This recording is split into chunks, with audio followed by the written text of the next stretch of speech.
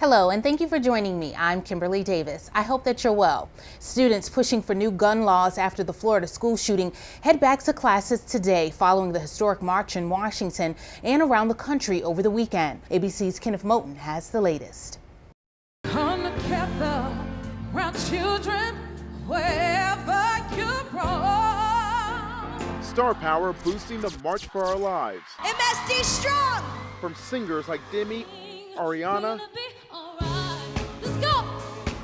and Miley. I just find myself lucky to be in the presence of all of you wonderful people fighting for what is right. To Broadway actors Lin-Manuel Miranda and Ben Platt. Raise a glass to all of us. Tomorrow there'll be more of us. Celebrities in the entertainment and music industry lending a hand in the coast-to-coast call for gun reforms, using their powerful voices for activism.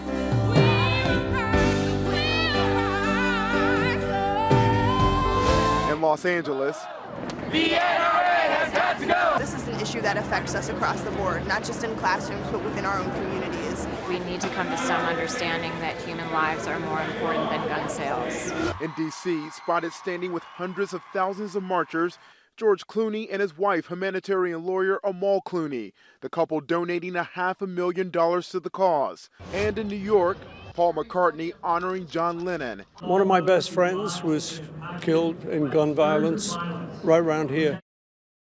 Paul McCartney, of course, referencing John Lennon, who was murdered decades ago. Stars also flooded social media to show their support for this movement. Like many of the activists who took the stage, celebrities also called on young marchers, who will soon be 18, to get involved and vote.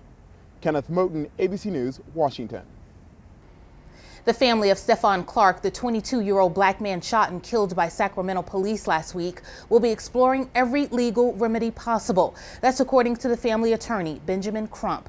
Officers fired at Clark 20 times while he was standing in his grandmother's backyard after responding to reports of a man breaking car windows. Police said they thought Clark was holding a gun, but investigators said they only found a cell phone near Clark's body. Crump told CNN on Sunday Clark's death should not be swept under the rug. Because it shocks the conscience when you think about somebody being shot 20 times as you watch that video and you say, my God, they didn't even give him a chance to comply or anything. They just started shooting. Within 5 to 7 seconds, they execute him in his own backyard. I mean, it's just shocking to me as a lawyer, but it's even more shocking to me as a father of black boys to say, don't he get the benefit of some consideration?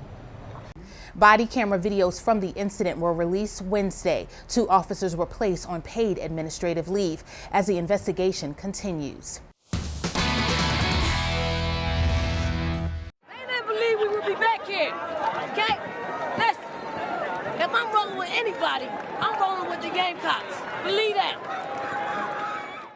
Tip-off for what has been dubbed the main event in the women's NCAA tournament is tonight at 7 as the reigning champs, your South Carolina Gamecocks, face off against the UConn Huskies. Sports director Mike Gillespie is in Albany, New York with the preview of what's expected. Monday night on this very stage, it's a premier college basketball matchup between 2 of the best women's basketball programs in the country. UConn trying to make it 11 straight trips to the Final Four. The Gamecocks trying to get back there for the 3rd time in the last 4 seasons. All on the line Monday night. But the Gamecocks just trying to take it all in stride. I would love to beat them, not necessarily because they're UConn, but because they're on the path to a national championship. I mean, we are in the Elite 8. This is not a regular season game where we would normally match up with them. So, I mean, I would beating them would get me to the Final Four, and that's something that I want. But it could be UConn, it could be Buffalo, it could have been anyone in this position. And the fact that we're in it, I'm just going to take it all in stride and enjoy it. I take every game what it is. I don't try to hype myself up over one game. And I just try to stick to what it is, and I know it's a game, and I try not to get my head right about how hype it is and how crucial it is to win a game. I've never played UConn until February 1st when we played them. So, you know, it's a big stage, but, you know, we're ready for it. I'm ready for it. You don't have to play a perfect game for anybody. You just have to put together a few stretches, and you got to keep it close. You know, Mississippi State had a perfect record. We didn't play nearly a perfect game. We played good enough to win the game. You just have to play good enough, on Monday night at 7 o'clock. Between 7 and 9, you got to play good enough between those stretches against a UConn team. And something the Gamecocks have had to listen to all year long, this notion that because they didn't beat UConn last year, they really didn't win the national championship. Asia Wilson was asked about that on Sunday, and she said, well, I mean, we are national champions. It's not like they can take that banner away from us, can they? In Albany, New York, Mike Gillespie, ABC, Columbia Sports. In 1995, rapper Eazy-E was just 31 when he died of AIDS in Los Angeles.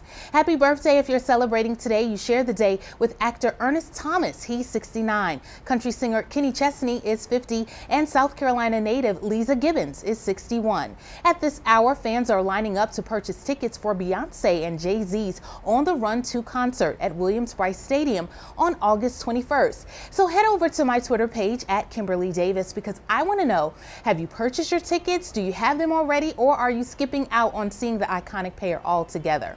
A huge thank you to Reverends Charcy and Sarah Priester of St. Paul Baptist Church for inviting me to participate in the candle lighting ceremony yesterday, honoring the contributions of women throughout Orangeburg County, the state and nation for Women's History Month. Well, that's our time for today. You've been watching What's Trending. The news continues on our ABC Columbia mobile app. I'm Kimberly Davis. I hope that you have a great Monday. Be kind to each other, and thanks for watching. Hey, it's Ryan Seacrest. Join me for American Idol tonight when we kick off Hollywood Week. Now that the auditions are over, our talented hopefuls have arrived and they're one step closer to making their idol dreams come true. You'll get a front row seat to some incredible performances, catch up with your favorites, and the night wouldn't be complete without a few dramatic surprises. That was your worst nightmare right there in front of you.